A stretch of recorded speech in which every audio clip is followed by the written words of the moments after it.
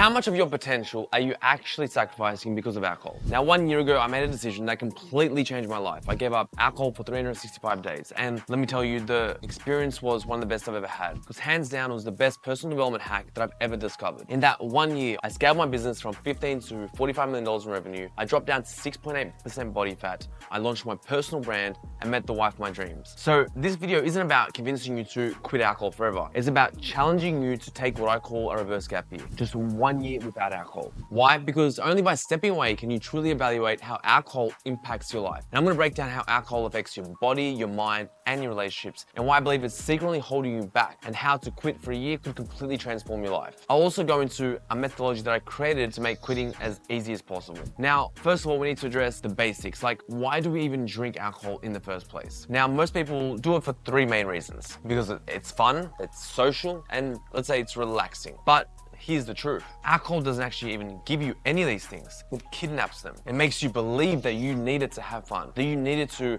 build relationships, connect with people, to find a girlfriend, to unwind, when in reality, you're just trading your potential for short-term gratification. Just think about it like this. When you were a kid, you didn't need alcohol to enjoy life. You had fun, you relaxed, you socialized, all without it. So why do we think we need it now? And now here's the illusion that people keep making up in their mind in terms of pros and cons. They keep trying to resolute between both of them and convince themselves that the cons are worth the pros. Here's a quick list, right? So what are the supposedly pros? Sure, it's fun, you create social connections, it's relaxing, but what are the cons? Now, it's toxic to your body and your brain. It's expensive. It makes you less sharp and less motivated. It damages relationships sometimes. It can make you gain weight and lose energy throughout the day. But here's the kicker. Like the pros that we mentioned before aren't even real, because alcohol doesn't give you fun. It demands that you poison yourself for the privilege of enjoying an event. It doesn't make you social, it just numbs your inhibitions and creates a fake sense of connection with people. Because it doesn't relax you, because it stresses your body, disrupts your sleep, and makes you less equipped to handle life's challenges.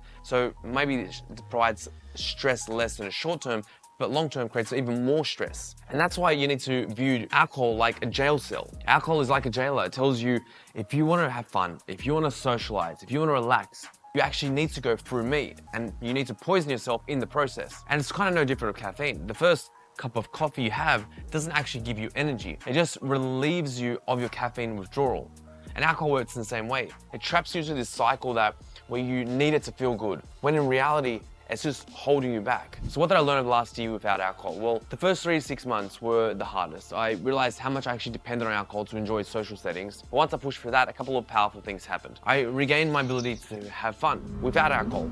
I started to see that some of the people that potentially I hang around with weren't adding any value to my life, and alcohol is really carrying those relationships. And once I stopped drinking, I actually naturally gravitated towards maybe deeper, more meaningful connections with other people. I found other hobbies to engage myself. I reclaimed my weekends. No more hangovers, no more wasted Sundays and even Mondays. I got an extra at least day a week back, which I poured into my fitness, my personal growth, and my relationships. I built so much momentum.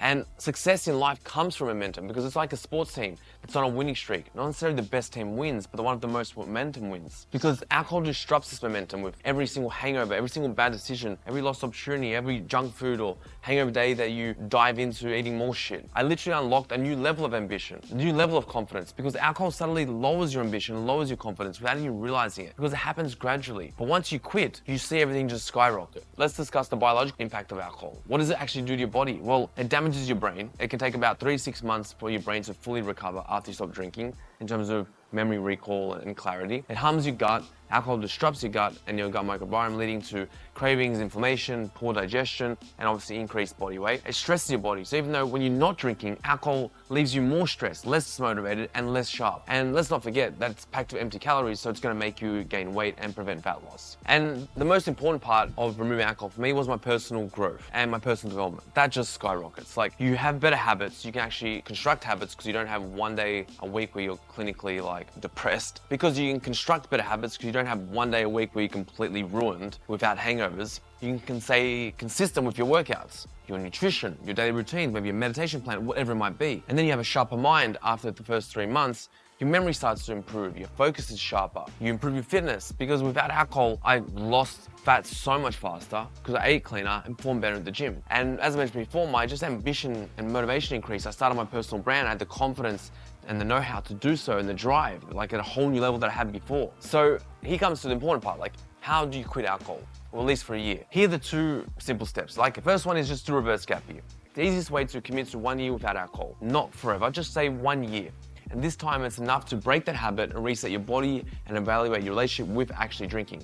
And it's easier to do it in perspective of a whole year, because then you can tell everyone at all events, all birthdays, all weddings, hey, this is the year I'm not drinking alcohol. When you start to try and choose certain moments to drink, that's when you're allowing alcohol to slip back in, and it defeats the whole purpose. Now, the second strategy is to journal the journey. After drinking, write down how you feel the next day, physically, mentally, emotionally, and then journal how you feel during your sober days. And you quickly notice that how alcohol impacts your energy, motivation, and clarity probably 2 to 3 days even after you drink, even though you don't feel the hangover as much. So to recap what I learned for a year without alcohol doesn't give you actually anything. It takes away your potential and rents it back to you. If your friendships revolve around drinking, it's time to find some new friends and more meaningful connections, because the reality is the people that are drinking consistently probably don't have anything interesting to do or say anyway. And quitting alcohol accelerates your personal development, sharpens your mind, your focus, and unlocks new potential, new ambition. Biologically, alcohol harms your brain, gut, and liver, which takes months to fully recover. So that's in a nutshell. So I hope that video helped, and hope you can take the challenge to reverse gap year, just 365 days, and you'll see yourself